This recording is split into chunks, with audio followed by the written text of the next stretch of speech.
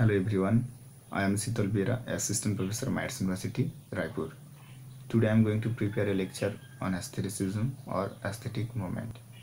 In this session I would like to discuss when aesthetic movement was started, who are the pioneers of aesthetic movement, what was their motto, how do they deviate from the contemporary trend of writing in their tone, their attitude, in their concern from the other literary figures of the genre as well as from other literary ages.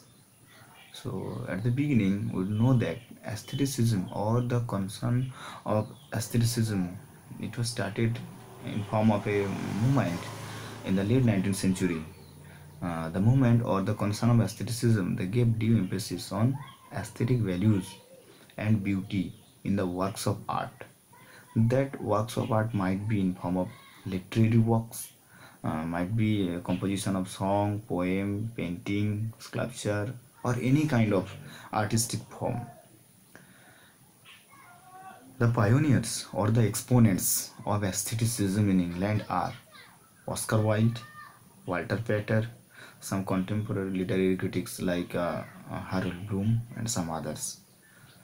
It is found that aestheticism or the pioneers of aesthetic movement, they do believe on a certain tagline or a slogan, that is art for art's sake. The phrase art for art's sake is actually coined by a French philosopher. His name is Victor Cousin, and it was popularized in France by Madame de Staël, Theophile Gautier, and some others. What is aestheticism? As we have already discussed, that aestheticism is an artistic revival or artistic movement. So in this movement, what kind of deviation do the aesthetics follow? We have seen that those who have followed or those who are following aestheticism, they give certain priority to the work of art itself.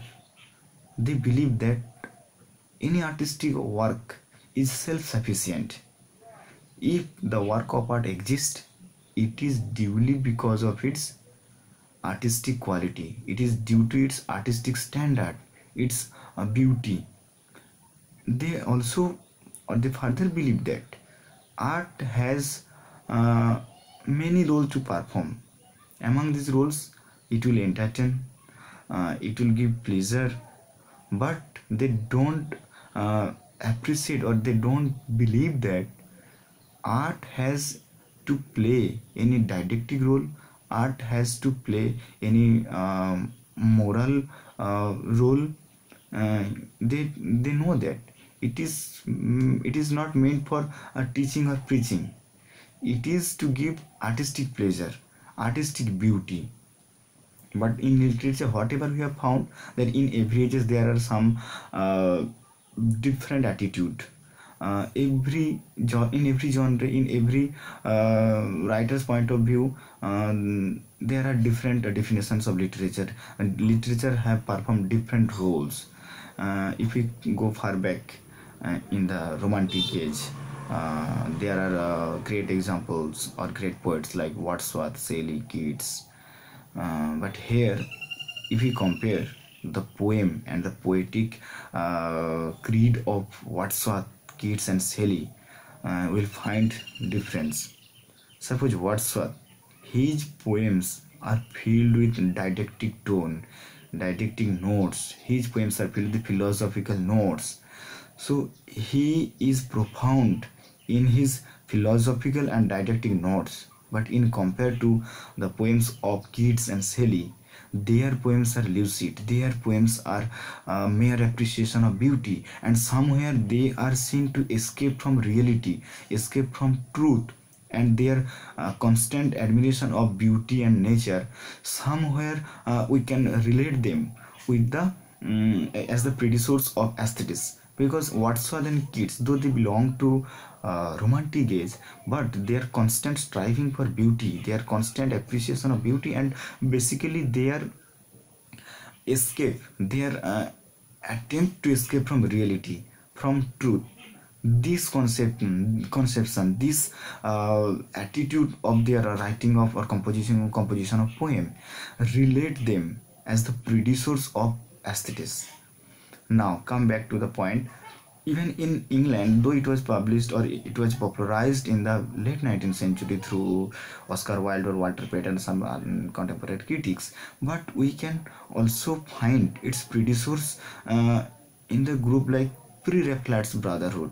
Pre-Raphaelite Brotherhood is a or it was an artistic group, obviously led by D.G. Rossetti, Algernon Charles Swinburne. So actually, it is the fact that Pre-Raphaelite Brotherhood, they had actually shown uh, the seed of aestheticism far back or before late 19th century in England. Here we can say that aestheticism actually is a reaction, a certain reaction against prevailing utilitarian social philosophies and Philistinism of industrial era.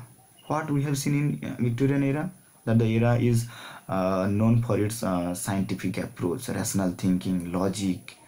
So these or those things are very contrary to the concept of aestheticism in late 19th century.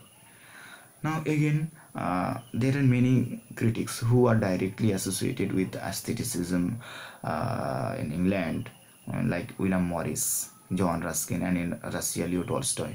They have argued or they have questioned the value of art which is divorced of or which is deviated from morality. Yet the aesthetics or the followers of aesthetic movement, they kept going on with pride and popularity the fundamental concepts or the attitude of aestheticism in England. So if we recapitulate the discussion, or if we give some more light into the matter, we can see that the total philosophy of aestheticism, the concern, the attitude, the tone and temperament, or the whole conception of aestheticism, actually it was founded by Immanuel Kant in England, who postulated or who acclaimed the autonomy of beauty by keeping aside the considerations or by keeping aside the concern of morality, then utility and all. So what we have known and what we have discussed here, if we summarize it, it is that aestheticism is a late 19th century movement in the field of art. That art is not only restricted in a literary field. It might be a piece of work of literature, might be a piece of any song, painting, or any kind of free or liberal arts. Then exponents in England, if we talk about, obviously this is Oscar Wilde and Walter Pater, and some critics are also already mentioned. And what was it all about? No, it was certain deviation from the trend. We have already known that in every ages some literary movement takes place to revolutionize the contemporary trend, to reform it. So here also in late 19th century, the pioneers of the aestheticism or the aesthetics, they are also deviated.